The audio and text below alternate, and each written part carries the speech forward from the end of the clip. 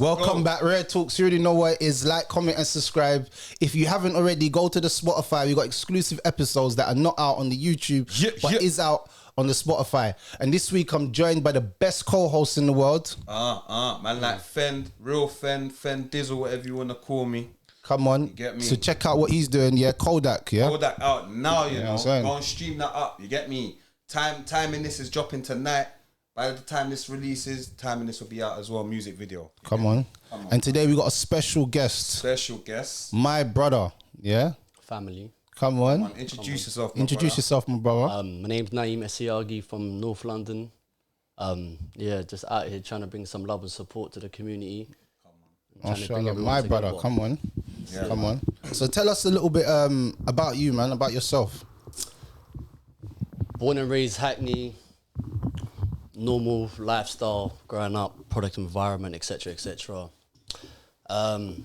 Raised by two parents, good family household. But you know how it gets, innit? Out here, it's a bit difficult. But I made the right decisions at certain points in life, went through school, done the right thing, went through college, done the whole uni thing as well, which I recommend for the right people. And yeah, done the right thing in life. Obviously, right now, I've got positive movements through my trials and tribulations. You're going to find out throughout this episode and that, through the stories I tell. And yeah, the moment in life right now, I've got some positive things with the community that I'm doing for kids and for adults also, for mentoring, youth work. So yeah, right now, that's what I'm about. So come on.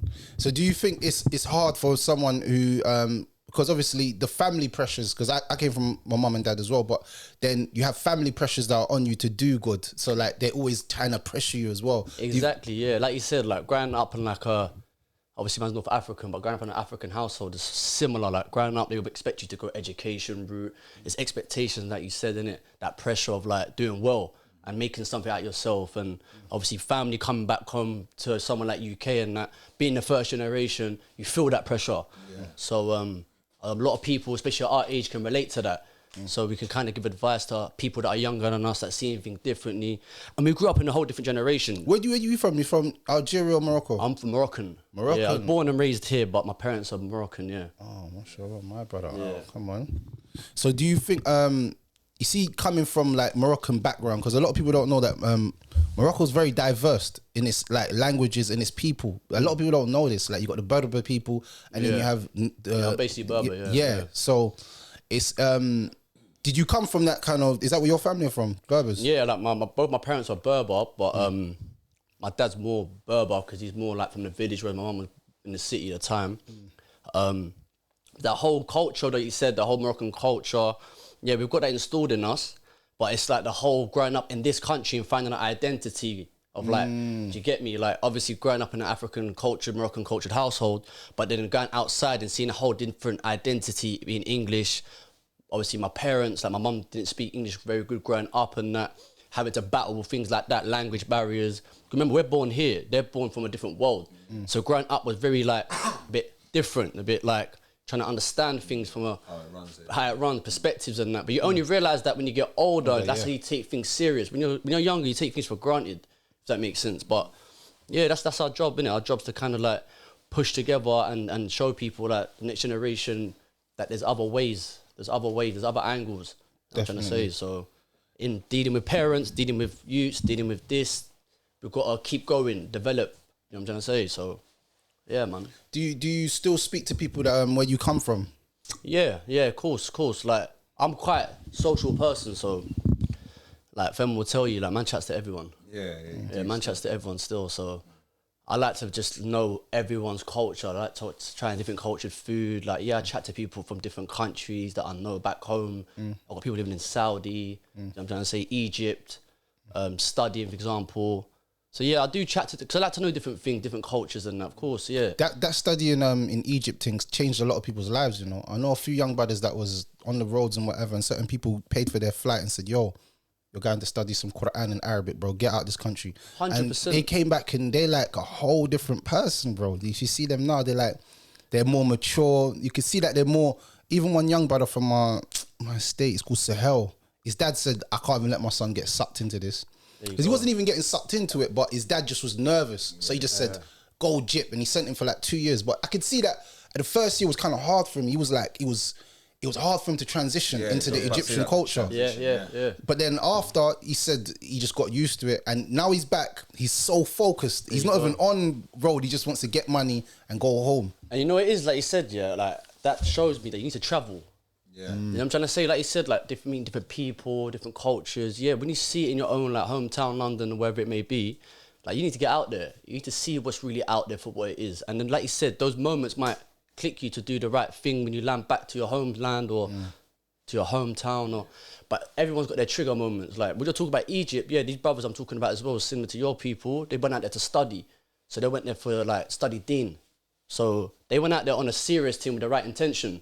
And when they come back here now, they're even more focused because they're not thinking about this worldly life, for example. Yeah. That's another thing that we're going to talk about as well. Like, Yeah, come on. Like the worldly life, they come from a different world where, like, for example, back home, many of our like back home country, third world, for example, like they ain't got much. Yeah.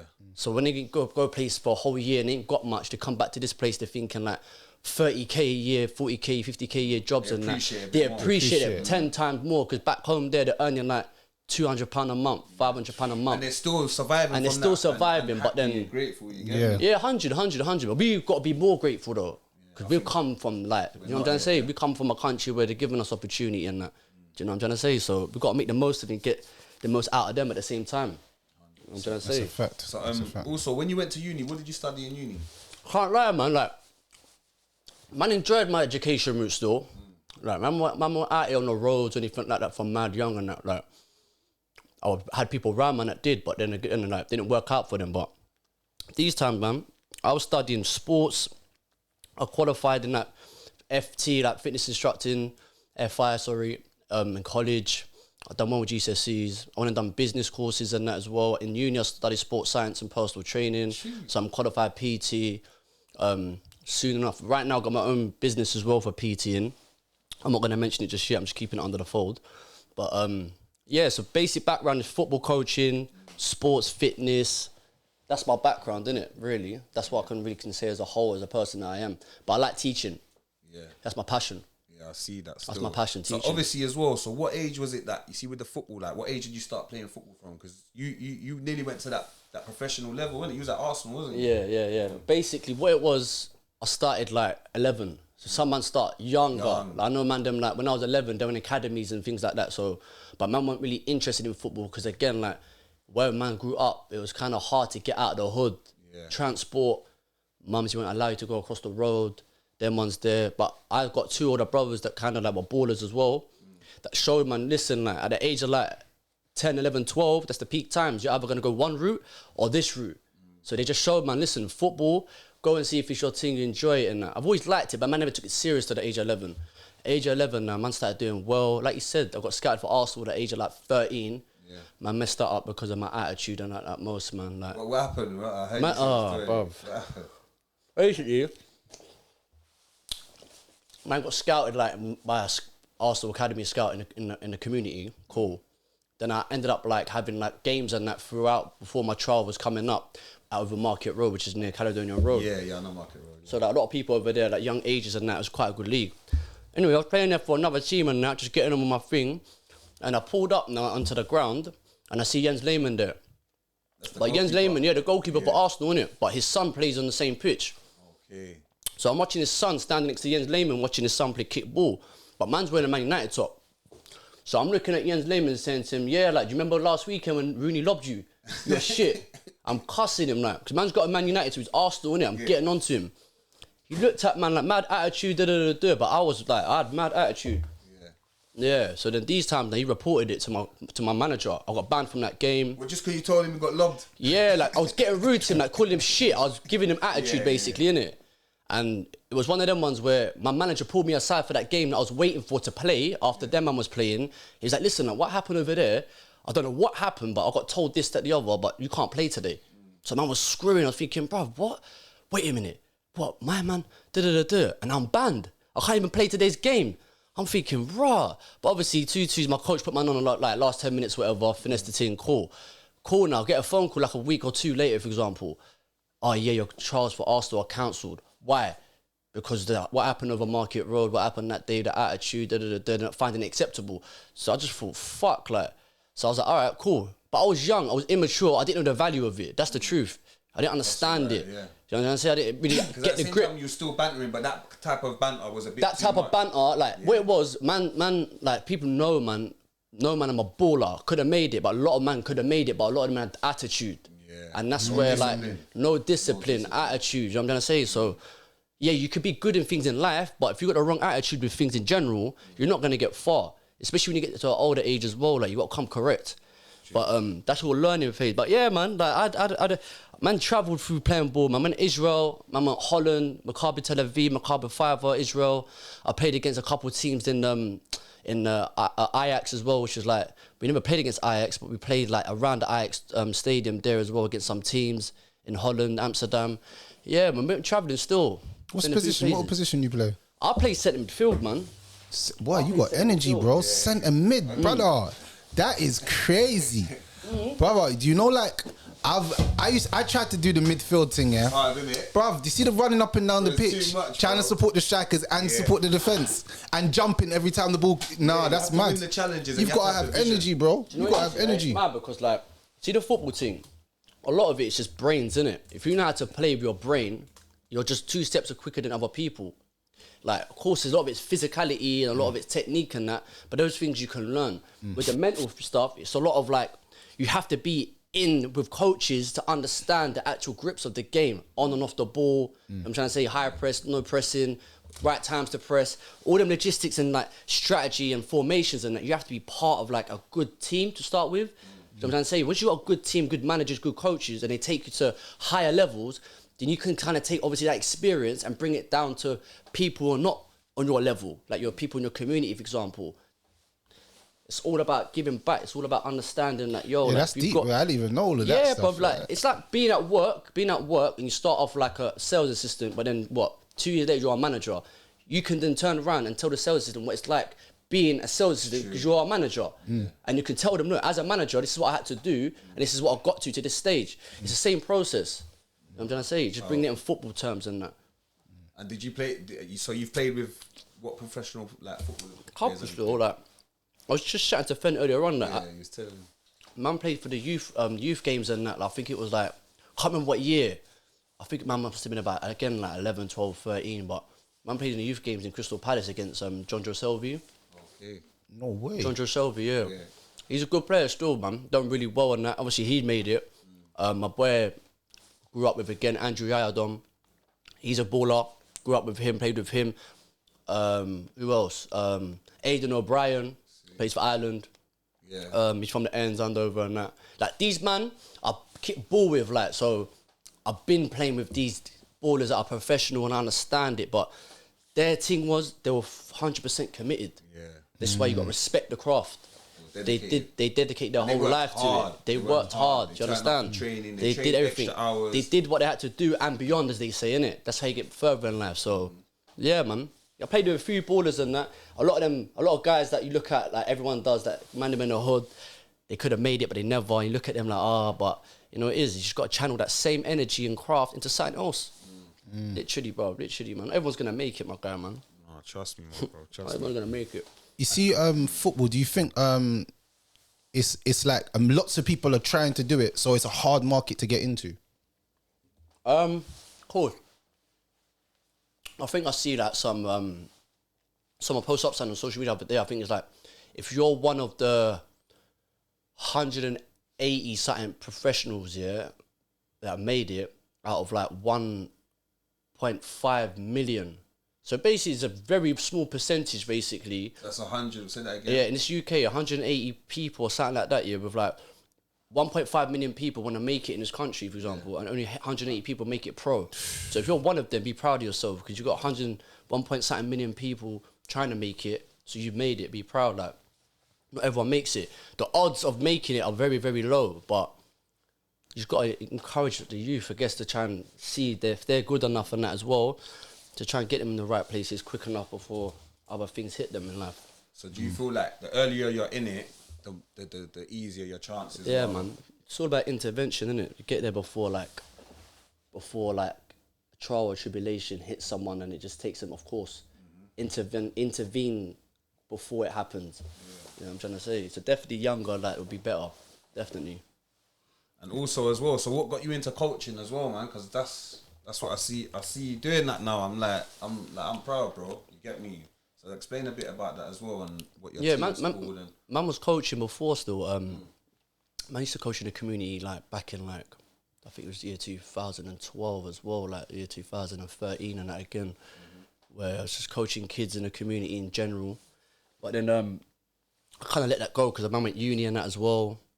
And yeah, my man grew up. Man ended up having a youth and that, getting married at a young age, etc., etc. And it's only when man obviously come out of jail and I told myself, like, I need to do something legitly. I need to do something that I enjoy, something I'm passionate about, something I've got experience of, something that someone knows me for. That's the main thing. People got to know you for what reputation is kind of a big deal in any field in a sense. So I thought, you know what, let me build up my own business, like, little coaching thing in the community, bring the kids back, bring the community back, get parents to start communicating with people, each other in the neighbourhood. So yeah, man, we're doing it since like, and I did it at the beginning of Ramadan, innit? And I did it obviously like as a charity-based thing, as you know, man's not charging anyone, it's a free thing. Yeah, I rate that. Yeah, so man's just bringing it as like I'm trying to say, everyone back together. It's lasted like 3 months now. Charlotte continues, innit? Yeah. See the help and support of the community. You're not just training them, like you've also invested into equipment. Like you've got proper top equipment. Like he's got the cones, he's got the ones that you do. What them ones called where you go through it like that? The agility poles and that. You've got the agility the football poles, goals, different size goals. You get I'll me? be real, like see with that, like providing. Like, I've just kind of felt like if anyone's gonna take it serious, it's got to be me. Like if you're gonna take your own business serious, you got to take it. You got to do everything yourself. So providing cones and goals and things like that, yeah, that's just basic. That's something if I could have their ages, I would cop, I'll buy. But I thought to myself, you know what? We've got people in the community that can make it professional footballers. Why not invest into them? And not just football. Let's do it as a multi-sports. We want females to get involved. We want like hopefully disability kids to get involved. Like man, trying to create into something bigger than just football. And even though that's man's background, I want to have coaches that I do around man that do different things, different basketball, hockey, whatever, tennis, like. So yeah, man, just literally just try. Because you got all the kids, like you said, they all linked up, different ages. Like my son's linked up with like kids that are 13 and they're all from the same area, but they might live. You know how I don't think you lot realize how powerful that is though, because like I'm just thinking about the long term. When you grow older and there might be a youth that has beef from there to there, he says, "Raw, that's my brethren, man. I did football with him, man. He's cool, man. My man's cool." It's not even like that, and then it can be squashed. We see nowadays the kids are so divided and in their houses so much that by the time they do jump off the step, it's like everyone from that block over there is a op. But I used to play football with him, you know what I'm saying? So it can make that little difference. I know it might sound a little bit. No, bro, it makes a big difference. Difference. Why I say this now, because like you bring something up, like apparently you bring something up. Basically, I've got people that do a lot of youth working. I've got a lot of network. People do youth working, work in schools. People that, again, football coaches that run their own boot camps. People that are in like youth working, that work with the council. People that work in units to try and get misbehaved kids out of there, trying to get them on the right path and that. So 100%, brother. At the end of the day, we're out here as adults, to try and improve the next generation. That's how I look at it. And whatever field we can do it in. Passion. Trust me. You got to bring by example, man. Lead by example. You got to let the loots know that, look, you grew up from this area and that area, but guess what? Football or multi-sports or this business class, whatever, is going to bring you guys together to learn at a young age. And when you man get older, you're going to appreciate that. I had people do that for me. I had all these people that I'm talking about, for example, like, I was mentioning to Fen, like a guy called Chris Mozo, like he grew up in our area. He basically done the same methodology that I'm doing for the youths, for man.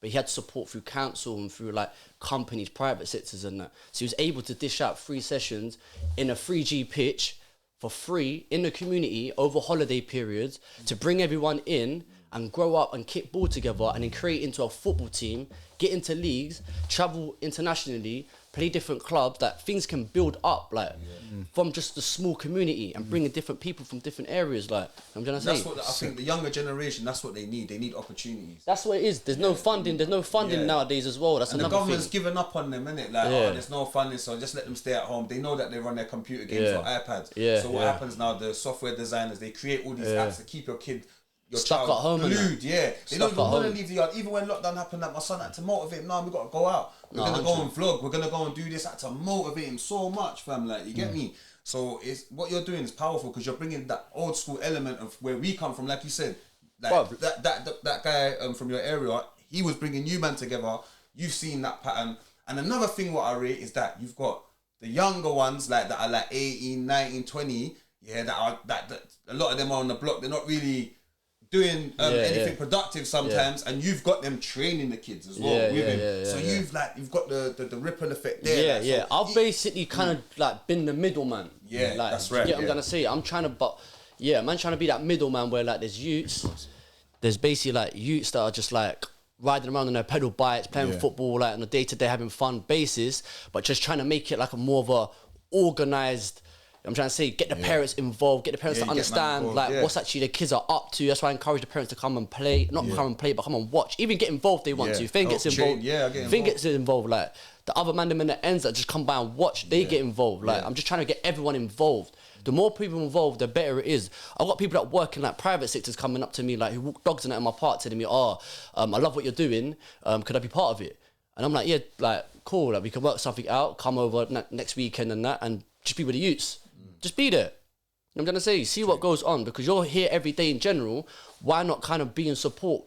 Because what I've noticed as well is that these kids, they get let out to play like we did with no parents involved, and a lot of madnesses goes on. Yeah, fam. A lot of madnesses. So imagine, like for example, this dog walk I was talking about. Imagine she's in the park with her dog and then a kid misbehaves or something happens to the kid. She already knows the kid by name. She already identifies the kid. She already can relate to the kid. It's more eyes in the community for the youths. I see. That's why I'm trying to bring everyone together. How I kind of look at it is like, I remember saying to my friend here, one of my staff, I was telling her like, I want to get it to the point how it was back in the day where you knock on your neighbour's door and you ask for sugar and milk or bread or whatever it may be, and you know them by name. Yeah. You knock on their door and like they give you a smile, and if they can provide what you're asking for, then they can provide it. But you have that general like, I'm not shy to ask, I'm not scared to ask. Everyone should know each other. 100%, because that's what a community is about. And like, and again, it takes a village to raise a child. You see what I'm saying? And there's loads of children in our village, in our communities. So the more of us together that can help come together and like you said, it builds the awareness with the children. Because even like since I've been getting involved and helping with the training and that. When like certain the kids see me like raw, like they see 100. differently. 100. It's that love and support, innit? Yeah, they see raw, like they see everything, you know. Remember, they're not silly, you know. Yeah, 100. They 100, know 100. like he's took his time out, he's doing this, he's here with his son. They rate that, so 100. And it's powerful what you're doing, man. I really 100, rate it. 100. It's productive, man. So you you've have got to keep going. No, 100. You just got to be that positive influence around people, innit? Like especially for the youths. Like I know I keep going back to the youths, but I can't lie. A lot of man. At our age as well, a lot of people are stuck in their own ways, innit? That's why it's positive to go for the younger kids, like. That's right. That's a fact. It's hard to hard to change the old mindset. You get me? So you said you went in jail. How long was you in jail for? I got 42 for 2 cases though. I got a touch. Yeah, I got 42 as well. I got 42 for 2 cases though. Crazy, bro. That's the worst ones, bro. It's lie. not long, but it is long, bro. Being in jail for more than a year is being in jail altogether. Yeah, being in jail for 3 days is long, fam. Yeah, for a day is long. You get me? What do you think changed you? Do you think anything changed you when you went jail? Did anything change me? You know what? It did. Like most man that have their head strong and know what they want, they come out more hungry. Yeah. Come out more hungry. You come out more hungry to do what you're gonna do. But like what I say to my family as well, like you got to come out with the right positive mindset to do positive things because you've really wasted a lot of time in jail. A lot of man, they go through courses and stuff or whatever, but you can still come out and just do the road thing or whatever, and that's long. Like, cool. If you're our age and that, do what you need to do, but you kind of got to lean towards the positive aspects of things and take your life a bit more serious, you know what I'm trying to say? 100%. But yeah, in general, jail is jail, innit? Jail is jail, man. Just focus on your dealing in jail, innit? If you're Muslim, that's it, bro. That's what I was trying to get for, because what happened for me is I just started praying more. And I had a lot of time to think about all the mistakes that man was making on roads. You know, you don't have because when you're when you're on road, you don't have a lot of time to sit down and actually analyze because you're constantly involved in stuff. So every day is a new mission. You know what I'm saying? Even if the mission is to go pick up money or go link gal, there's always a mission. So you don't have a time to sit down and actually access everything that's going on in your life. Because I was having bare money and I was like, bro, all this money, where's all this money gone? And I'm asking people to send me money. No one send me money. I'm like, you know, all that money, it was haram, boy. So guess what? That's why man's feeling this brokenness now. And then people are sending me books. And I'm reading. This is how my life changed, bro. Man was reading bare books about Islam, yeah. And everything Islam's saying is against what I'm doing. Yeah. So man's feeling mad guilty in my cell. And day and night. A wake up call as well. Bro, I'm just feeling mad guilty and I'm thinking, raw, that life that man's living is the amount of stuff that man's done, it's just not right. You know what I'm saying? You know, I have time to sit back and think about all the things you've done in your past. Yeah. And how it's affecting you in your future and now. And 100%, you ponder a lot in jail, man. Like you said, bro, a lot of man, they do their bird how they do it, innit? But I done it similar, read books. Yeah. Studied the deen a lot more. Before I went to jail anyway, like I told you, I got married and did things halal. I was on point still, but you get to that point when you end up in a place like jail, especially when you know the sweetness of Iman, as they say, when you're at a time of your Iman's high and you're on deen and that, you feel it a lot more in jail. But when you get out, it's different. That's the real test. When you get out, it's different. Everyone knows in behind closed doors, the salah, most man, the salah, the this, the that, they know what to do. But I always tell people inside, it's all well and good doing it inside. It's outside, important to do it more so outside because that's the reality. That's when you know what? I'll tell you what it is. It's because you're so in jail. You haven't got nothing to distract you from not doing it. That's right. But when you get out, bro, it's in jail. mad. You got time, innit? All you've got is time. You're waiting for the clock to go down so you could have your release date. So you could be like, yeah, I'm gonna do this. But as soon as you get out, like you said, fam, you have to stick to that. And once you stick to that, that's when you know you're building that self-discipline. Yeah, that's self-discipline. And you start becoming you have a routine in life, bro. You get me? Yeah, so you have a structure. That's why I rate Ads, bro. Cause before, how we was all living, and then as soon as he came out of jail, bro, he was a different person. Yeah. I feel he's way more focused. He was calmer. You get me? Certain things that might have wound man up before. Yeah. That's another thing as well. Yeah, and to have a friend like that, it motivates man, innit? You get me? Because we're the same age, so it's raw. And he tells me things. Sometimes I might just be like, but it's man reflects. I'm a reflector because I've been in jail, so I'm sitting myself reflecting raw. How did I end up in this situation? You get me? Just bare stuff. So yeah, man, the transition that he made, it was powerful. That's good. Yeah, the growth still. That's why I said jail for me wasn't even I don't want to look at it as even a bad thing because I learned a lot while I was in jail, just about myself and about patience. I learned a lot about people, man. I learned a lot about people, bro. Yeah, I learned characters you meet. I don't have patience. I learned that in jail.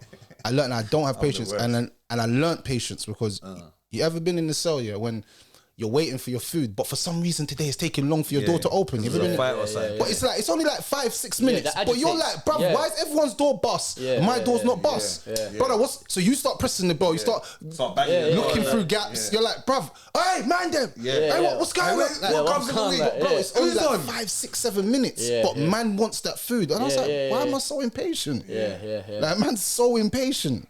It gets like that still. Maybe when for example, social life. Just social at 2 and they come at 5 past, man, I'm screwing, bro. Yeah, man up here, man. What do you mean, bro? Because you know you're banging us up early as well. Yeah, man, and man just bro, I'm not trying to bang up, you get me? But yeah, fam, I can't even lie. It's patience. Patience teaches you patience still. Yeah, I learned patience from there. It grounds you in a way, innit? Keeps man grounded, man. Trust me, my bro. Trust me. It was a lifelong lesson that I'm happy that I went through. I'm not even ashamed of it or something. I used to be ashamed and I used to I don't want to tell people I went to jail. But I don't even care anymore. It's a journey, man. It's like in life you have to go through different phases in your life. And sometimes people look at the person that's gone down through that as a bad thing. And that's why man used to read the story of Yusuf. Yeah, Lay was telling me about how he went prison, yeah. And I used to think, you know what, yeah? Man can relate to this story still. Man's in jail now. But yeah, man's going to get out eventually. And when I get out, I'm going to try and live a better life than what I was living before. I'm going to try and change certain things around me. And, you know what I'm saying, stop certain things that I was doing. And that's what helped me to even get to where I was going. Because, bro, I'm not going to lie, bro, I was on the path to death, bro, or destruction, something. I was going to say as well, do you reckon as well, like, you see the man that are on the road and that, yeah, they don't appreciate their freedom. Yeah, man. Like, you know, the man that's hustling up and down every day, especially the ones that hasn't been to prison as well before, do you reckon that because they ain't had that wake-up call, they might not appreciate their freedom Some as man much go as jail bare times and still don't wake up. Certain man that's been jailed don't appreciate their freedom. We know that, you get me? They always come back, you get me? I don't know, man. Like they don't. Yeah, again, you won't know what it's like until you go through it, innit? And obviously, like I said, like everyone does their bird differently. But you can tell people's characteristics and habits on the outside that will carry on in the inside, and you know, like, yeah, no, that antic there will like make you in a bad situation in that environment there, and if you talk to my man that way inside, so you clock certain man's behaviours on the road, you think to yourself, you know, if you end up in that environment, yeah, you won't be able to last, but you've got now to carry yourself, innit? So you try just like the youths and that, they're gonna be out here regardless, innit? You just got to try and, like I said, intervene before. It's all about getting there before. What age do you think is the right age to intervene? Oh, definitely before, like nowadays, primary school, bro, just before they get into secondary. That's what I believe. Like, I've seen 11 is just why I kept going back to like the 11, 12 stages for man, because that's the transition. I remember my coach, like mentor coach, used to tell man, this is the time where you either take football, whatever it is, serious, or you're going off the gal or the roads. Yeah. Like, it's the truth. You're either going to go down like the study football route, or you're going to go down the road, or you're going to be chasing girls. Somebody's going to distract you from what you should be doing. Yeah, 100%. That's what and that's what he told man. Like, I stuck to a ball that may like help man out from not being on the roads, for example, and it did. You know what I'm trying to say? So, but yeah, man, 100% intervene young. Yeah, I think a 10, 11 is the perfect age, because by the time they're 13, 14, they've kind of been.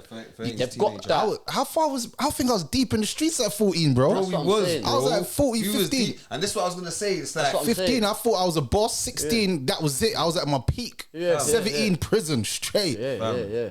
And that's what I'm saying. I think man has to hit them from even earlier. You see what I'm saying? From all 6, 7, you get me, 8, because their mind's still developing. So once you program certain things into their mind from young, that will always be in their reflection. Because I remember being like 7, 8, being allowed to play at like go outside on the block. Yeah. But then I'm seeing the older lot bunning and witnessing these things, so it became normal. Then obviously man's parents smoked, and them times they smoke in cafes, they smoke in pubs, wherever you go.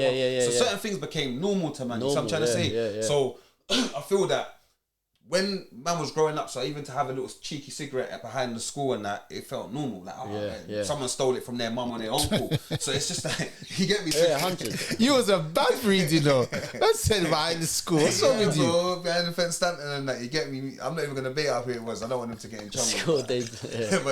But man had fireworks like in man's pocket in primary school, and you get me? You had fireworks in primary school? Bro, that's what I'm saying, but I was holding it for someone. I'm not going to say your name either. Yeah, you know who you are. But yeah, so I feel from, especially boys as well, they need to be programmed from early, man. You get me? And girls, obviously, they just need that love. They need the love. Boys need the love as well, but the girls need the love. It's mad you say that, yeah? Especially from their fathers as well. Nowadays, how things are going, especially like going back to like the sports thing, yeah, like the whole like getting kids into sports. Nowadays, like a lot of females, a lot of girls want to get into sports. Yeah. You know what I'm trying to say? And it's really. Back then it weren't like that. If you go like in school days and that, you get the odd girl that might be a tomboy that want to come and do PE. Nowadays you got a lot more girls and that are doing sports, so you want to try and encourage that in the community a bit more as well. You know what I'm saying? Get more people involved. Like you said, get them at a younger age, but don't just say because she's a girl that she can't do this and that, or try it out. Try it out. Like that's what I encourage people. Like, you know what I'm saying? Don't be old school mentality. Like, no, come on. Yeah, man. Do you think that football can save people from the roads? Football. Listen, I believe like if you've got a talent in anything, it can save you from a lot of things. Like, for example, like going back to the roads, like going back in general, like me as a person, man's not known for mad dough. Man's not known for like having a nice whip, materialistic rubbish. Like man's not known for any of that. Man's known for my skill, which I've crafted, which is football, and that's taking me out of a lot of situations. Just for example, imagine again like being in school. Man was the best baller from year 7 to 11. Man really did represent London. Bro, that was a big statement. Everyone that's going to your school now that sees this can be like, bro, you said you was the best. Like, this is me not even smirking. Like this is me just boosted my ego a little bit quickly, innit? But factual, hands down. Anyone I can bring in front of you who's in my school will tell you that for free. And no one would argue.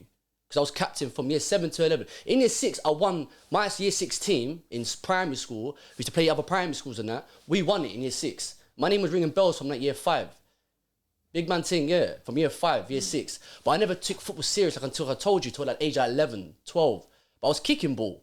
So when it got to like 11 years old, winning the primary school trophies, going to year 7 and being a captain and playing for Camden and Islington from year 7 to 9, and then 9 playing for county level football London, and then after that, anywhere in the county level, it's basically academy level. You're playing with people that play in academies and that from different schools, wearing a suit, tie, coaches, playing different counties and that.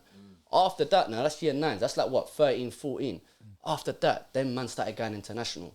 Man started playing for my community team. I was taking man, like I told you, Israel, different places. You meet different people, you network, you come back, you share that experience, people respect you more. In the school, they understand that raw. You had that reputation. I went on to college, captain of college, done well, didn't win crap because the team was dead. Cool, went uni, played for the first team at uni, done all of that, thinking you're going to make it still at uni. Then I got that transition phase for me. All about transition phases. I got to like 19, 20, I told myself, you know what, this is dead. I'm going to study. And then I told myself I'm going to get married. That was it. I told myself I was going to dream to become a baller. From them times there to the age of 19, I told myself uni. Uni now. And then after that, halal, if I can. Yeah. Do you know what I mean? I had to do that. Because my transition phase for me personally was when I went Mexico. And that's some man that go jail. And You went Mexico? yeah, I've travelled quite a bit still, yeah. I went Cancun, Mexico. I was a bit of a raver, I can't lie. I used to enjoy it. Funky house days and the Afrobeat days. Remember them days? Funky house days and the old school garage days. But yeah, man went Mexico, Cancun, spring break. Cancun, spring break, yeah. I went there with a man, them, bear man up, obviously enjoying, girls, whatever. I'm there on my balcony now, my hotel room and that. I'm looking over, I'm watching the sea. And I'm looking at it, I'm thinking, this is probably one of the best views ever. And I'm all the way on the other side of the world. I've had a great night, but I'm still not happy. That's when I was watching the water and I'm telling myself, you know what, this is like what they call paradise in their eyes. Like, and I'm telling myself, you know what, man's enjoying what people love to be here right now. But I'm still here watching these views. And I'm saying, so I'm not happy. And I found myself, you know why I'm not happy? Because really and truly, man needs to come back and be taking life serious. Like, man needs to get the family, like, name elevated. How am I going to do that? Can't be going out raving forever, bro. Man needs to kind of, like, be a man now. I come back, like I told you, head down, focus, Dean, etc. And got married, etc., etc. You know what I'm trying to say? But yeah, man, that's definitely, like, the travelling, for me, makes me feel like refreshed when you come back, regrouped. You know what I'm trying to say? It makes you feel like when you come back, you feel like you're a new person. Like you got a new purpose. New person with a new purpose, or not even a new purpose. You always get the same purpose, but you feel like re-energized, like after a month of Ramadan in a way. You know what I'm trying to say? You feel that boost, like, you know what? I've been away from Great Britain. I've seen what the world's like. I've travelled. You know what? Like this place don't mean nothing to me. Let me just come back and get my head down and do things properly and see what that kind of life takes me down. You know what I'm trying to say? The grown man life. But yeah, man, alhamdulillah, I can't complain, man. I lived a good life, bro. That's it, man. I lived a good That's life, it, bro. man. Come on. That's it. Give thanks, that's it. Yeah, bro. Alhamdulillah, man. But do you think, you see, like, have you been back to Morocco recent? I go every year. That's what I'm saying. I go every year. Sometimes, like, I go twice a year. Sometimes I go on holiday 3 times a year. I like to spend my time on going away. Yeah, travel. But Morocco is a beautiful place. I can't even lie. It's got its stigmas for certain things. Yeah, cool. But in general, the people are cool, amazing. It's very diverse and that. I'm trying to say, good energy, man. I'm trying to say, good place. Families all live there. So yeah, man, I go there every year. See family and that. Do you would you ever go out to Morocco to live forever? You know what? Yeah, I've always said man wants to have like property and that there. Like right now, my family got a property just here, but back in Morocco as well. I want to get my own, but if like living there, you kind of got to have your capital up high. You need that dough to live that comfortable life, because you don't have the NHSs, you don't have the whole like certain lifestyle that you have here. It's a bit more comfier, like the education system, etc., innit? But yeah, man, in terms of the culture, like Islamically, etc., obviously back there will probably be better. But in terms of living there, maybe if I'm retired, not now. Do you know what I mean? I feel like there's other places that man needs to kind of research, see, I'm trying to say, if I could live there or not. But yeah, man, I could see myself living abroad. My bedroom's in Gambia right now. Living out there. Yeah, that's where he is right now. He said he left this country. He said, Is that enough, innit? Said enough. He said, I'm doing I hijrah. know some guys that done in Ghana as well. He just went Ghana, set up his business here, set up a business in Ghana, and just man's in Ghana just running businesses. Yeah, that's it. Literally. Yeah, that's what it is, man, and that's what we have to. But that's what I'm saying about traveling. That's one of the traveling makes people happy. Yeah. Life is about happiness and what makes you happy. I feel like traveling is part of You see experience, like for example, like traveling here, like even if you travel away from London and you go up north, you realise things are cheaper, a 100%. lot more calm, cheaper. Yeah, like not everyone's rushing calmer. around, fam. Yeah, like Yeah, that's the one. Yeah, that's the one that I realised. Every time I come back to London, fam, I'm like, oh, back to the madness, back to the drama. And my uncle has a famous saying, I just say it's a family famous saying, he goes, London is a place, we're here to work, this ain't a place to be chilling. This is what he tells, man. You get me? It's not still. You gotta make your money and cut. And cut, bro, because your money ain't really gonna stretch here, like, and it's designed for the elites. You see what I'm trying to say, fam? Yeah. But man can go elsewhere in the world, and people are gonna take man serious, and you don't even have to be rich, bro. But they're just gonna take you serious because you speak English for one, for two, they're like, right, you've got the book to travel around. So if you set up like a farming business out there, you're the one that's gonna be networking with people in Europe to get the. You see what I'm saying? Then they can control the land there. That's why you gotta travel, because you meet people from different countries. You could do international work with. I'm gonna say, right. you're gonna the say, capital's network stronger. with. You go use the capital there. You go and help them as well. Right, what do you not need in this village or whatever? Boom, you help the community. They take you serious, bro. They ain't taking man serious. to move like the Chinese. Do you know what? Yeah, I'll be honest with you. Like, you see, like you talk about right here, they don't take us serious. Yeah, I'll be honest with you. Like, you see it a lot in the music game, innit? Some people just come in the game and they just get mad exposure and they're just up. Why can't that be in any other field?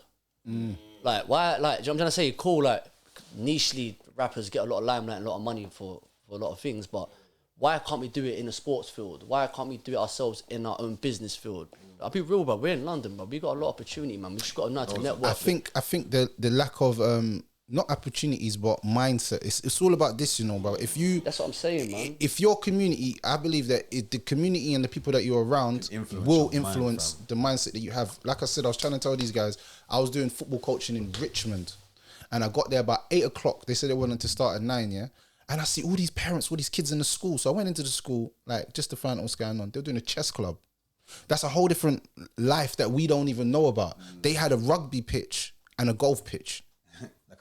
A golf pitch. Which school that we went to had a golf pitch? Yeah, No golf course, no rugby pitch, no tennis court. So you would never think of becoming a golf player. You would never think of becoming a golf player. I never think of becoming a golf player. But there is avenues for us to become these things. Yeah, exactly. You just got to go out there and look for it as see what well. I'm saying? Yeah, you have to seek it, yeah. I feel like when you come from like certain deprived communities, I call it deprived communities, because if you really look at how men's living compared to how other people are living, we're deprived, bro. And that lack of opportunities is the reason why I don't remember growing up and want someone in my classroom saying, I'm going to be prime minister. I just don't remember that. I just don't know if that was even I a remember conversation. certain man that could have been prime minister because the way they carried themselves. Yeah. I'll be real, like, but not like my school was bougie, you know, man. Been in school in the hood, but there was a couple man that you look at and you think, you know what?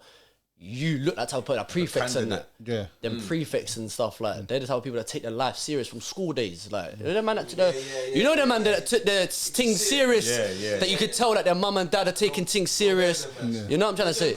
Yeah, fam, that's what I'm trying to say. Them man there got like, yeah. Them man there, they're killing it today. Them man knew not to hang around with the road man and that, the local I council remember man. the prefects in Kingsdale, boy. It's custom, like, But all of them, they're doing big things now. Yeah. Big things. You get well it? done to them, man. Yeah, none of them got caught up and went. But that to doesn't jail mean for that like people from our like Can't. backgrounds can't. Yeah. That's what I'm gonna say though. But like, that's why, it like- takes us lot a little bit longer. That's the thing though. Like people from like you said from the prior background of bullets. The mindset, like the you just said. mindset, support. Like our parents. Like what was the support? Parents, foundation. Find yourself. Find what you're passionate about. Yeah, exactly. Yeah, it comes down to that. Yeah. It comes down to that. That's long lasting. I'm trying to say it's long lasting. Not just doing it for like the salary. Yeah. You're doing it for like, you know what? Passion. I enjoy waking up to this every day, even if it's £30 you're making, £300 you're making. Do you know what I mean? You're enjoying it. You're enjoying it. Still. Money ain't everything, man. So do you think in school, or do you think parents should stop trying to push their children to do what they want, and they should ask the children what they want to be? Yeah, parenting, that's a good subject still. Yeah, 100%. Give them options. Don't just tell them. Give them an option. Give them an alternative for things. They don't enjoy football. Ask them what do they enjoy. Sometimes you don't even have to ask them. Just watch. A lot of parents don't even watch their kids. Don't even know what their kids are up to. I was one of them, fam. I was one of them guys where like I know I misbehaved and that, but we didn't know what I was up to unless she was around, man. Same thing. Like you gotta watch your kids, brother. And yeah, you gotta be around them, but more so nowadays. Give them more options than one. Your mum will send you to that one school because it's local across the road. When you know that school's got bare badness in it, and you're telling your mum, "Nah, man, I want to go to that school over there where it might be calmer and your other bridges might be there." And it's like, nah, because your other brothers went to that school, you're going there as well. It's like, don't see that you're trying to break it down. Like, yo, like, there's this and that going on in that school. Like, the other week, someone got kicked in the stomach, stabbed, whatever, like, and you're telling me to go to that school. All right, cool, then what would you expect me to turn that to be like? It's just the True, truth. so You know what I'm going to say? Those little options, this is what I'm talking about 11, 12, 13, because I give you an option back then again, because those are crucial times, where you even get to decide what school you go to. Our parents, did they choose for us, or did we get to choose? My parents chose for me. They chose for Yeah, they us. chose get for me? me. Yeah, They chose for me. me as well. Now we want to be them parents where we get to kind of like assess, because back then they weren't assessing like, I don't know, bro, my parents weren't assessing like that school and that school and that school, they whether they were had good or time. not. They They were had like, time. that's the closest and I'm going to take you there. Whereas us now, we've Man got to goes think on the, better Ost- and say, you know Ofsted, what, yeah. I want to see what level of like Ofsted that is, Yeah, and yeah. level that is, and what youths go to that school and what characters are out of there, what I'm parents. not gonna lie. I wanted to go Kingsdale. My mum said, "Nope, you're going Dunraven."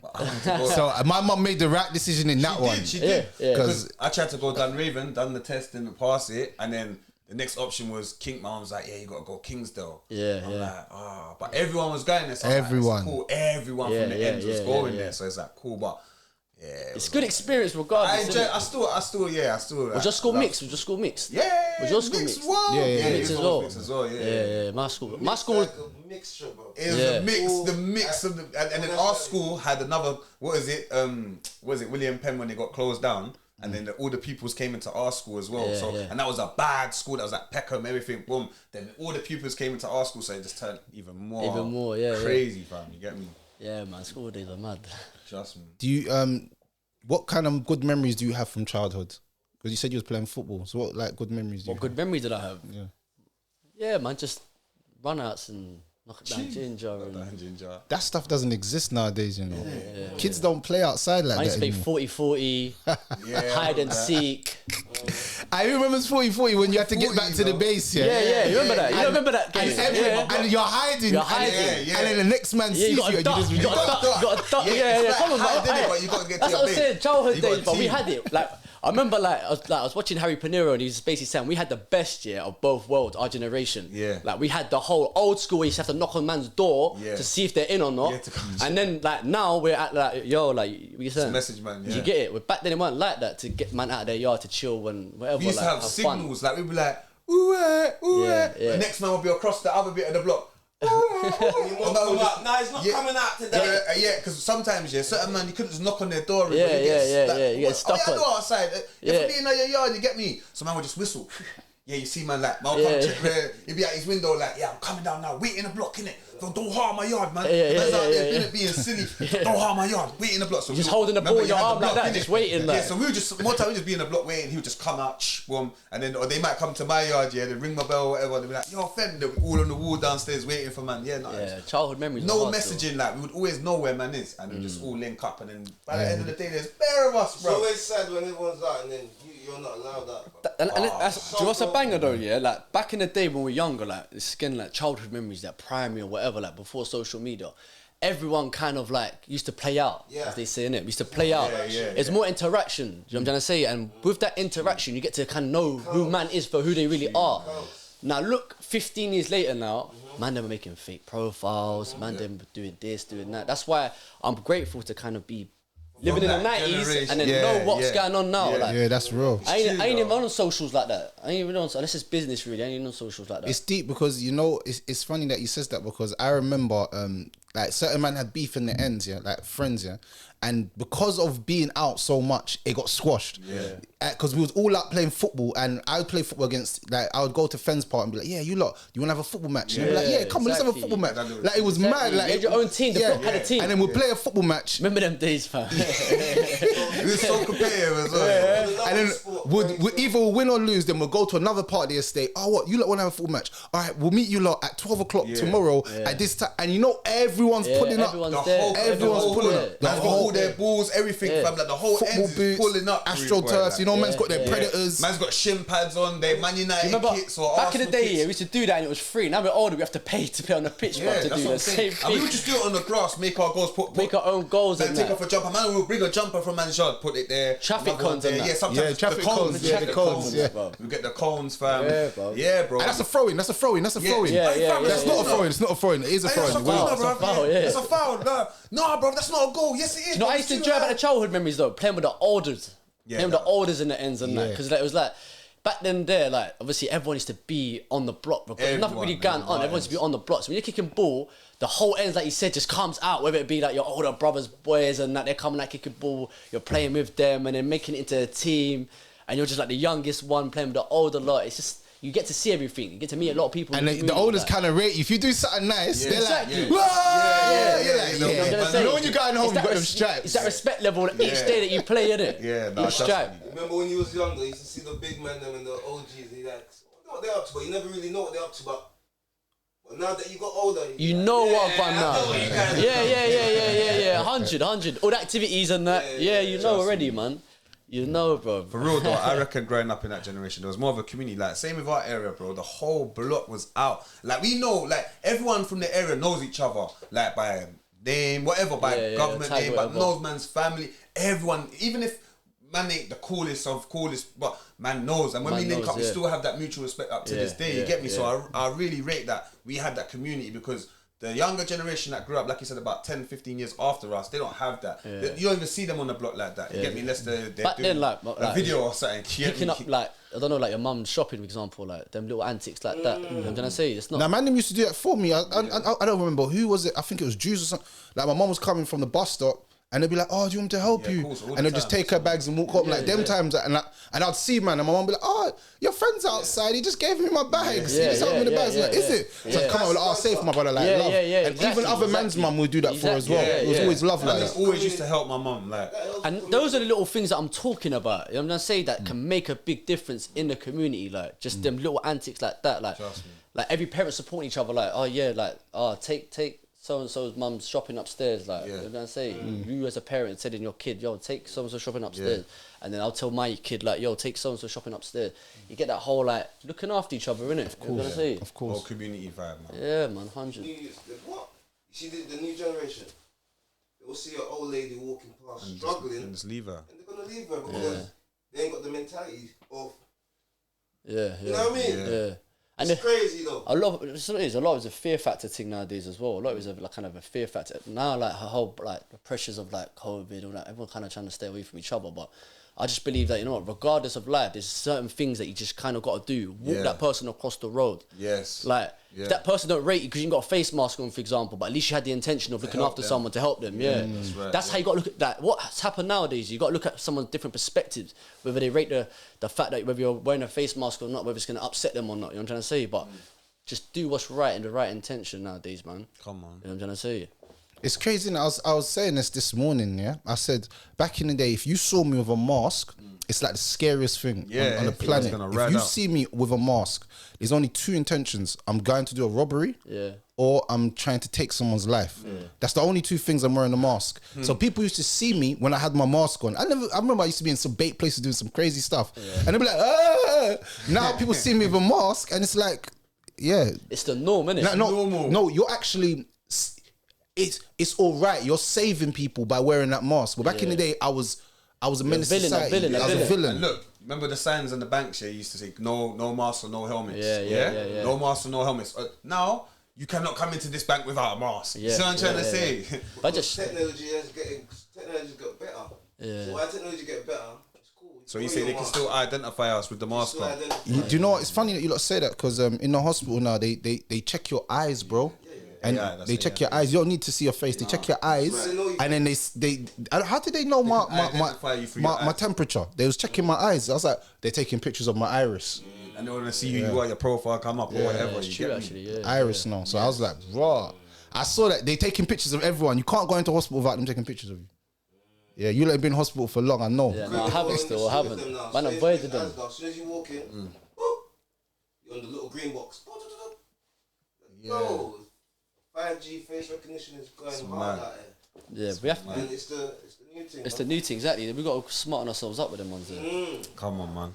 Yeah, 100. Society's changed. We still need to have the old school things, like, you know, like how it used to be, like the community sense. Like you said, I don't wear no mask no more. I'm done, fam. I was wearing it before because I didn't wear, but I'm exempt, bro. Yeah, I yeah, can't yeah. wear a mask. Yeah. It makes me cough. Yeah. No, but it's true though. Like, man, don't take it serious either, bro. I can't even lie, bro. It makes me cough. It's fashionable. I've got sinus. So Naeem, that's calm. if you had some advice to your younger self, what would you say to your younger self? Yeah, that's a good question still. Some advice to my younger self. Think more. Think before I act, basically, yeah. Think before I act. That's definitely what I'd say. Did you do that course called Think First? Nah, never, But I heard about it. Yeah. Yeah. And they done some There's course courses called you can Think do on First. that as well. Yeah. They made man do some course called Think First, but I don't think it really helped me. The course that helped me was anger management. Get into your head. Yeah, I was... Anger management... Because they I've heard said a lot of people that go in it, but again, it's like... I just believe if it comes from the jailhouse and that, it might help you with certain things, but you need the proper counsellor when it comes to things like that. Like, cool, you might learn certain techniques, how to kind of like stop yourself from doing certain things and certain pressures of the moment if you're getting angry and that. But yeah, in general, like, I don't think them places and them courses and that help too much.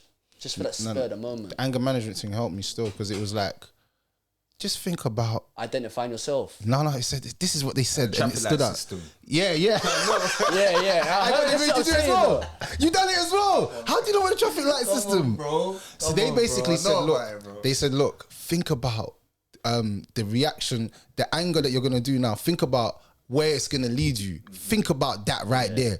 And then I was proper pondering over it. Cause I was thinking, I get angry, man licks something down, then I'm doing another 30 years. So now man thinks about consequences of actions. Before I never thought, I just think I'm just in the mode, I know it is you what it mean, is. yeah. I have them phases as well where it's like, you just kind of do things out of... Emotion. Yeah. Now I'm proper strategic with it. I'm not have to thinking of be. just, Yeah, you gotta be. I'm just gonna Wilding do out something. for no reason. My dad No. always told me as well. He goes, "You need to take the emotion out of the situation." I never understood it before. Cause one time he was telling me, and I was so upset about a situation. I think it was to do with work or something. I don't care about that. There's no emotion in it. Then when I reflected, I said, "Rah, why don't you take the emotion out of a situation? Yeah. And Think logically you after ain't gonna react on that." Boom, like like without thinking, like you said, Impulse, the system. innit? Going through So it's like impulse, using the traffic lights. Alright, cool. I'm about to approach the traffic light. It's going red. Let me slow down. Let me think of the next. Let me look at the road. See where the cyclists are. I need to see what's looking at my rear view mirror. You'll be self-aware, Side- innit? Yeah, You bro. gotta be self-aware, man. And That's that's it. how we need to be moving, fam. I can't lie, we do it subconsciously as human beings. We do them things subconsciously, but at the same time, some people, again, like if you, like some people might say, I've got anger issues, but I do the whole traffic light thing, like you said, without being on the course. And I'm sure you did it before you went on the course. The course just kind of just highlighted it again, just reminded you as like, this is a reminder, refresher that if you do that, then X, Y, Z is gonna come out of that. And before, you have to think about it before it gets to that point. But what's really holding you back is not the course, it's more than that. It's like, is the bird worth it? You gotta ask yourself that question, is the bird worth it? I do Like, bare man- calculations in my Man's head. done certain things now that I regret doing, and it's affected me till now. Do you know what I'm trying to say? Yeah. And it's like, I wish I didn't even go down that route, but where I went down that route was so like on road, it made sense, but then off-road and the long-term things, it don't make sense because it hasn't benefited me even till now. Do you know what I'm trying to say? But man, you definitely got to think about what comes out your mouth, the actions, and bro, whether it's a violation, if it's that deep or not. That's violence if it's worth that bird. That's what you said. If it's worth the bird, isn't it? And I feel like as you get older as well, like man's in man's 30s now, so man has to really what I'm think. The birds man's willing to do, can man live with that? And I think with a lot of the youngsters now, they don't think like this. They just see the violation and the reaction. They're not thinking long term, because long term, if they really thought about it, all right, everyone's chatting rubbish on the net about me, cool, but in 2-3 days, there's a new victim. There's a new person to pick on. Exactly, yeah. And you know what I'm saying? 5 days on the net and I'm off the net. You know what I'm saying? Like Matt Hancock's off the net already, bro. Yeah, you know what I'm saying? Man's forgot about that. Man's forgot about him. Everyone's going on about England now. No, everyone's see how it goes. See how the time works. Everyone's going on about See, nobody even cares about him. But exactly. 2-3 days ago, he was the biggest news. Bro, This is what bare I'm saying. memes, everything. This is what I'm trying to say. So it's like, I feel like if they could just put pride to a side for a little bit, and I realize that your pride could be your biggest. It could be your biggest thing that helps you, and it could be the biggest thing that destroys you. The ego, isn't it? Yeah, ego, because pride. if you have pride, bro, your pride's always gonna tell you something's wrong. When sometimes you just gotta accept things for what they are and just take it as a human being. That Yeah. This is just, I have to take this as it is. I was saying to Fen, like, on the way here, bro, I said, like, see, life in general, like, it's always going to be, like, we're going to take big L's and little L's on a day-to-day basis. Do you know what I'm trying to say? Like, you got to know how to cope with those trials and tribulations that come and hit you in the face. That's right. You know what I'm trying to say? How can you Going back handle to the it? It's youths, what true. you talked about before with the youths and what was the question you asked me again? Remind me. You said something about the youths before you... You said, what would you tell your younger self? You said, think first. Yeah, think first. So yeah, I'll definitely advise the youths and that to kind of like going back to like understanding what they want, because again, when it gets to that crucial time at like the little year 7, year 8s and that, they got to make a distinguished like choice in it, whether to kind of go down the road route. Like that's, if I asked you about your heydays, would you tell me it was around like the 16, 15, 14, 18, 13, 14, why? Because 15. those are the times there where you're making your new friends. That's like, and especially back in like, I don't know, like 010 days and that, innit? Them days there, like 010, 09 and that. It was very, very like different to how it is now. Nowadays, the kids, they've got a lot of like, they ain't got support like we did, youth work and that for starters. They haven't got none of that. But what they've got now is, they've got a lot more opportunity than we did. So that's what we need to show them. We need to show them there's a lot more opportunities out there. Technology's improved that. Yeah. Funding's improved. They could get paid from sitting but down. They can get paid from sitting down. That's my point. Like, there's so many different avenues. don't need I'm to just be talking trapping. for me personally, from what I know of sport. But if you bring someone else from another field here, another field there, they can show you much more. And that's what we kind of need to do. Build a network of different coaches, of a variety of different people, businesses, and that. That's right. Show Career the coaches. kids, career coaches, yeah. Show the youths, like, yo, like your ages now. Because remember that year 9, they used to ask you, what do you want to be when you're older? Yeah. Do you want to get them questions and that in school? Like, what do you want to be when you're older? Or they might bring like a law firm to come in and chat to you for like an hour or two and tell you about what their work's like and try and inspire you. You get them to have, do you remember them days and that? Yeah. That's what needs to kind of be improved in school and outside of school as well. Because it's so easy for them to get picked up on the roads. Yeah. And in school, like, especially primary school, it's just play time, fam. Play. Like, you need to be teaching them, even from this age, asking them, bro, what do you see yourself being in 5 years' time and things like that? Because then it gets, like I said, it gets in their mind from then. Life they just skills. thinking about, when they're at school with their friends, Fortnite, Roblox, this, that, whatever. Then they a little bit of maths, they smash the maths, they smash the spelling. So then they think, all right. But It's there's calm, other things to learn. You There's get other me? things to learn. And what I rate about my son's school, because he goes Moorlands, they take them out like on a lot of trips. They go everywhere. Yeah. Even That's when I'm another speaking thing. to like my sister, she's like, "Bro, like that school's kind of good, you know, Yeah, because my youth school ain't going out like that." You see what I'm saying? So I like that because they're traveling, they're getting to see different. Fam, even going to the farm, man, we went to the farm and that in school. Go to the Yeah. farms and that, like those. There's a reason why they do that. They want you to kind of get out there and know there's a life out there. But they don't. When you get to like school days again, they don't show you how to kind of live your life outside school. It's all paperwork crap. Like they don't give you life skills. They don't tell you about credit rating. They don't tell you about mortgages. They don't tell you about finance. You got to go figure things I out think for yourself. in different schools with different Private schools, maybe you might teach get that, that, but this yeah. is I'm talking like public schools that a majority of us man went through, innit? Yeah. Those are the type of things that I believe that needs to be encouraged a bit more as well. That's in the schools environment for the kids and that. We want them smarter than us. We want them smarter than us. Yeah. 100%. Do you know what I'm trying to say? But again, there's a lot of youths that are going to end up in jail and they're going to come out and still need people that are trying to improve the kids to stay out of them. Like, it's all good saving the ones that haven't been. But what about the ones What that about the ones that have been? Can't give up on them. Can't give up on them as well. It's true. Do you know what I'm trying to say? It's like, But then, yeah, man, you just gotta have They have to be like rehabilitation programs. Yeah. In place. But you know what a powerful thing is that with the things that we're doing now, like with the podcasting, you got your football business, I got my food business, just everything what we're doing, at least we can provide opportunities for them kind of people. You see what I'm saying? And spread awareness and make, you know, the more exposure we get, like different type of people from different fields might see it and say, oh, I've got this opportunity, you know, I've got these kids from this and da. Can you come out and do this? And that's, I think, what we need to do as well as the elders. character build. Yeah, and we're doing it. Yeah, 100. There's a lot of people doing it right now. A few years ago, we got together and we took some youngers from the ends to Wales for a little trip. Took like young brothers from the ends and that. We took them from here all the way to Wales just to show them something different. We done paintballing. We done this mud adventure course, bro, that I've never done. I've never got so much dirty in my life. The water was dirty.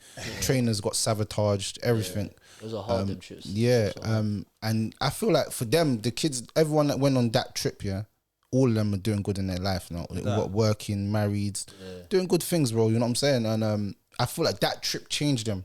Because you see, when you get to like 18, 19, yeah, you see if you don't have a good network around you, bro, you're done, you know. You're game over. You'll probably be in jail, bro. Like, I'm gonna say a lot of the man that didn't have a good network, yeah, were in jail at 18, 19. Like, that's around my hood anyway. All the man them, like, I remember, like, imagine being in a hood and going uni. All right, nowadays everyone's going uni. Back then it wasn't really like that. Too tough. Yeah. But going uni was like, right, you're going uni, all right, cool, you're doing the good boy thing, as they say, innit? But these times, like, certain man's unis were moving more crud than ends. Real talk, bro. Like, man was going, like, I went Bedford uni, that's next to Luton. Certain man's like, you're living in the hood at uni still. So you're trying to study with all that palaver going on, that typical stuff that goes on the hood anyway. You still have to deal with that. Obviously, coming from the hood, you kind of deal with it anyway. But you don't want to be going to uni and living that type of life. No. Politics, But guess what? All the ones that stayed in the hood, they ended up in jail. So while you're getting a degree, they're doing their bird. So when they're coming out and ask you what you've been on, I've got a degree now. What have you been on? I'll just come out of jail. That whole 2, 3, 4 years at that age you was talking about, boy, it can take over you, fam, if you don't go down the right way. 19s and that. If you ain't got a good network around you to support that, it's game over, man. Yeah. It's proper game over. It's like mindset is gonna come out and just think of road, because that's all you know now. And I think you can't do nothing else but that.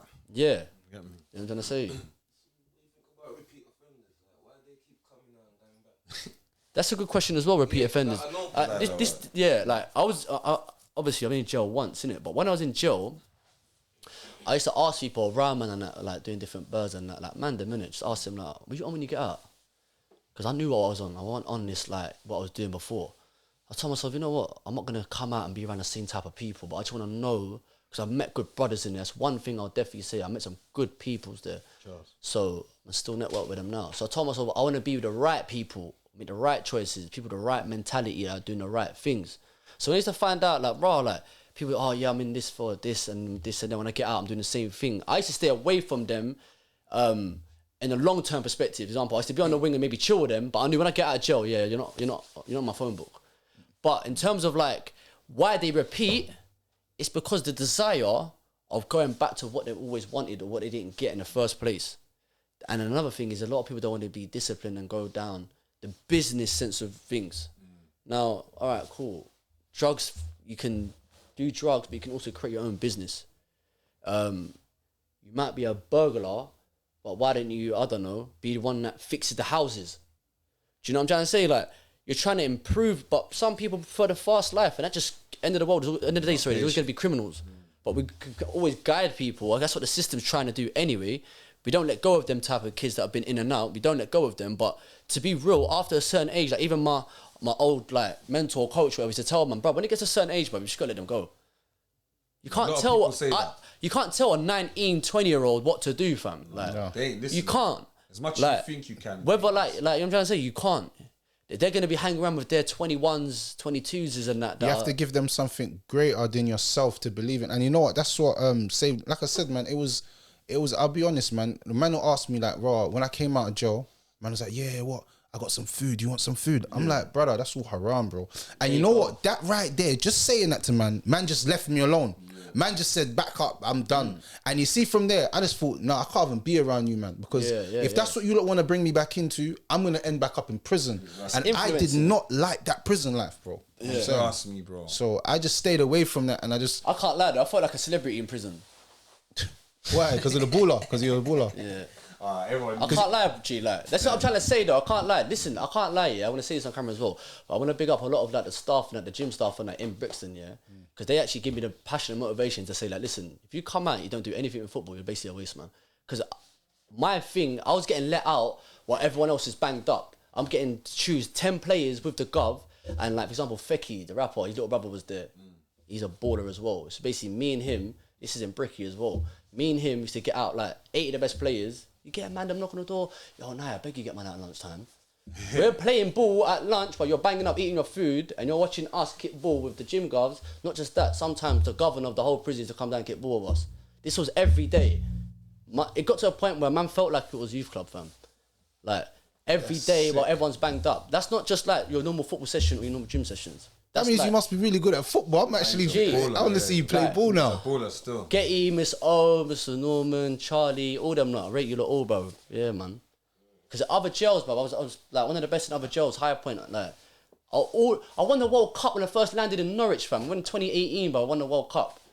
Like, man's like, it's light. That's what I'm trying to say. Like, going from jail to jail to jail is like going from school to school to school. That's what I'm trying to say. Like, when I had that whole, like, girls were bringing me boots in, G. What? Come on, man. They saw something. Bro, that's what I'm saying, bro. Not You must have been sick at ball, bro. You're making not sick. And the thing is, I play my own trumpet, fam. Imagine being on the wing and that, you're telling man them, you done, fam. Like, you're talking about football. That's the one. Like, example, like, obviously, man lived that whole, like, don't watch what I'm on. I'm on my dean and I'm doing my thing and that. But when you get the football talk in jail and that, man will try to grease up and that. Like, yeah, all right, cool. Listen, you man, man's the best in the jail. What? And Ricky, like, what? What, you in your little phobe and that? I'm like, listen, brother, man's the best out here for facts, and I'm not changing my face. Because a lot of man know man Izzy for ball, and they're making bird calls and that on the wing with the Zanks and that. Yo, like, da-da-da-da. 2 minutes later, coming out from the cells and that. No, he's a baller. You know when you're getting man them to do that off their own backs, you don't need that. But man them are coming back saying, oh, yeah, no, I heard he's a baller still. But you know, man from the end. All right, cool. Bird call, I'm not even knowing the bird call's happening. You're coming back where we're arguing. Oh, no, he's a baller still. But I need to prove that to no one. When they see me play, they're like, bruv, all right, cool, no. I need to get... People are only friends with me for that reason as well. When you get older, you get smarter. You know what I'm trying to say? Yeah. So when I was in Bricky, I'm getting free boots. Like, not just me, a couple other men are getting boots and that. Getting let out the cells. Getting to chill. Like, don't know, eat KFC with the gubs and that in the gym. Man was gym orderly, fam. Man's 5'6". Man was gym orderly. Like, you know what I'm saying? Man was actually doing my thing. Yeah. Wham, ball, all of that. You know what I'm trying to say? Healthy living. None of that rubbish that goes on. Because they had a little pitch in Brixton, didn't they? They got a little football pitch. The pitch, and you come at lunchtime to play. Bro, still, yeah. man used to bun newts up in 110s and that, fam. In 110s. Made up chunky 110s, bro. Man did that football crep. Beat up crep and that, bro. Man bunning newts up in that until the gov's giving me boots and that, bro. If he's doing that in 110s, I beg you try these Adidas. I'm going, hey, miss, these are tired, bro. I used to work for Adidas and Nike. These are tired, miss, man. Give me the F30 pluses, whatever. So, give me the F50s, man. The quality are better. I'll rip these up already. She come back next week. She's giving me the F50s and that coming to myself with the boots. Miss O, she's a Spanish lady, innit? She's been in that jail for like 20 plus years, bro. And she's like to me, I've never seen a better footballer than you.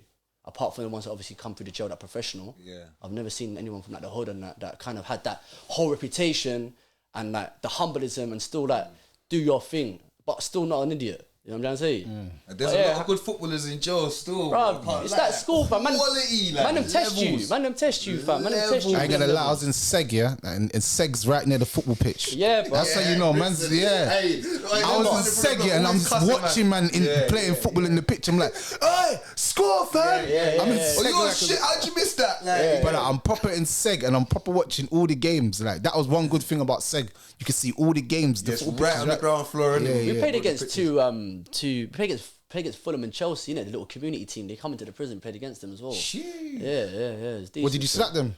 Yeah, we actually won. My team won still. They had mixed it with girls as well, wasn't it? Which was kind of good still. Like, imagine being in prison and a couple of girls and that. Yeah. Can't lie, man was playing centre back on purpose because she was playing up front. I'm letting her take the ball and that, let her try and turn, man. Yeah, go and score. Yeah. But no, it's sick though. I can't even lie. It was hard. Yeah, that's sick. But overall, yeah, man, it's not a place to be. You got to make the most of it, innit? Yeah, football. It's crazy how football done that for you, man. Yeah. Open up different doors, being good at football. Doors, but man, linking up with big goons and that, like, man, they've got names for themselves on the roads and that, just through my character. Not even forget football, just through like my character as a person. I'm trying to say, just the way I was doing my thing correctly, moving correctly, and I'm getting respect for that, for the right people. Man, don't care about business and guys who are smoking and them things there. Man, these the guys that are on point. So when I come out, I still link up and network with them in the right way. Do you understand? Yeah.